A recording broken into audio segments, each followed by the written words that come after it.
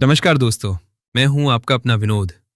मैं आपके लिए लेकर आया हूं पिशाचिनी प्रेम कथा।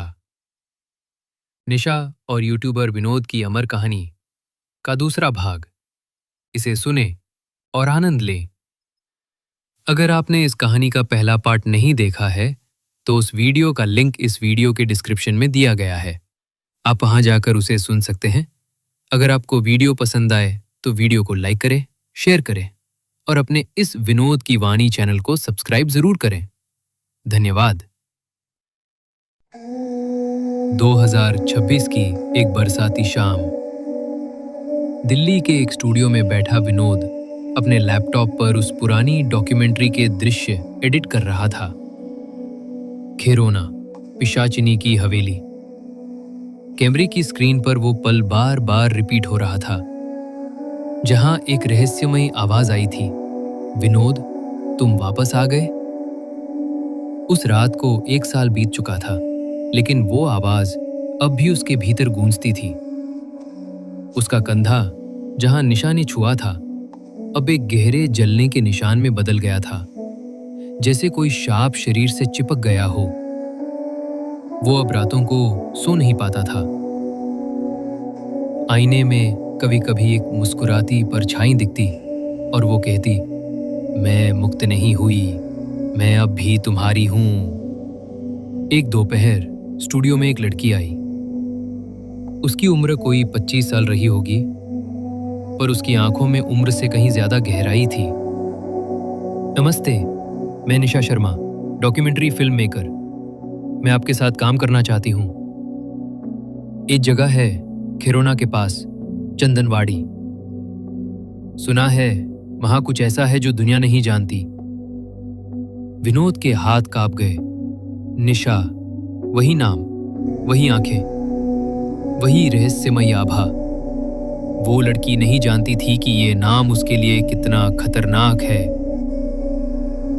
विनोद ने खुद को समझाया, ये संयोग है, सिर्फ एक नाम है।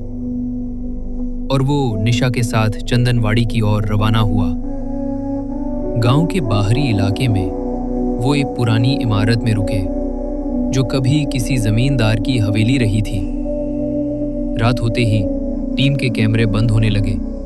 ड्रोन गिर गया, मोबाइल नेटवर्क गायब। और सबसे अजीब बात, टीम के एक मेंबर ने कहा, कल रात मैंने देखा कोई लड़की दीवार पर चल रही थी।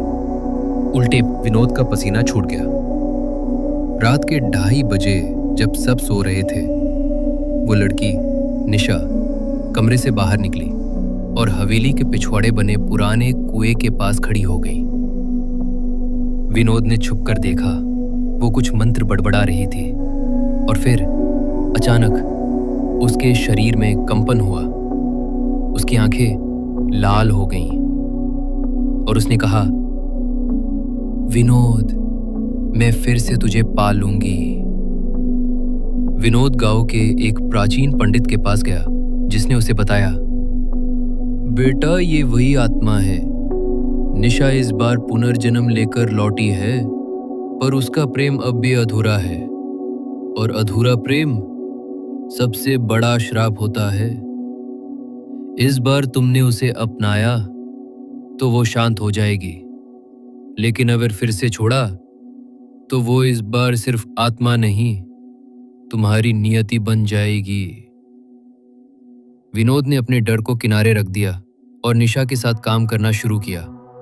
उसकी आंखों में सच्चा प्रेम था, लेकिन साथ ही कोई ऐसी पीड़ा जो शब्दों में नहीं उतरती।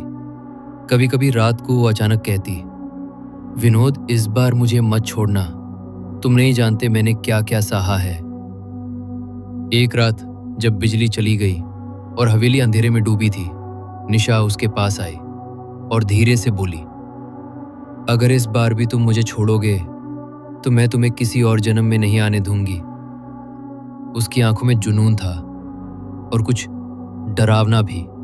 पंडित ने कहा था, अगर तुम सच में उसे मुक्ति देना चाहते हो तो उसे प्रेम से स्वीकार करो, या उसी स्थान पर यज्ञ करो जहां पहली बार सब शुरू हुआ था। पूर्णिमा की रात विनोद उसे लेकर उसी तांत्रिक कुएं पर गया। चारों ओर चिता की राख, खंडहर और बड़ का सूखा वृक्ष। विनोद ने हवन शुरू किया। निशा उसके सामने खड़ी थी। अब वो पूरी तरह से निशा नहीं बल्कि उस आत्मा का रूप बन चुकी थी जिसकी आंखें आग जैसी जल रही थीं। अब तुम मुझे छोड़ नहीं सकते विनोद, या तो इस बार मेरा बनो या मेरे साथ जलो।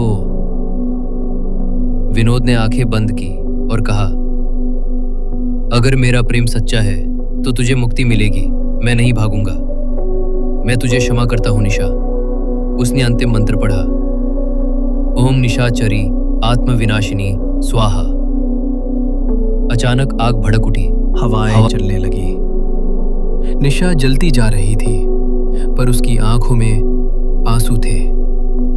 अब मैं मुक्त हूं विनोद। विनोद वापस दिल्ली लौट आया। सब कुछ सामान्य लगने लगा, लेकिन एक दिन उसे खैरोना के अस्पताल से एक चिट्ठी मिली। एक नवजात बच्ची का जन्म हुआ है। नाम रखा गया है निशा, पर उसकी आंखें अजीब हैं और जन्म से ही उसके गले पर जलने का निशान है। विनोद उस चिट्ठी को पढ़कर सन्न रह गया।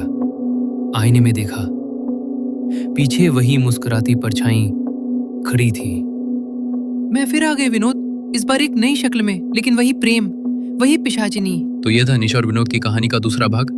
इस कहानी का अगला भाग एवं और कहानियां सुनने के लिए आप अपने इस विनोद की वाणी चैनल को सब्सक्राइब करें। अगर आपको ये कहानी पसंद आई हो तो इसे लाइक करना ना भूलें। मिलते हैं अगली कहानी में। तब तक सोचते रहिए विनोद और निशा के बारे में। Good bye.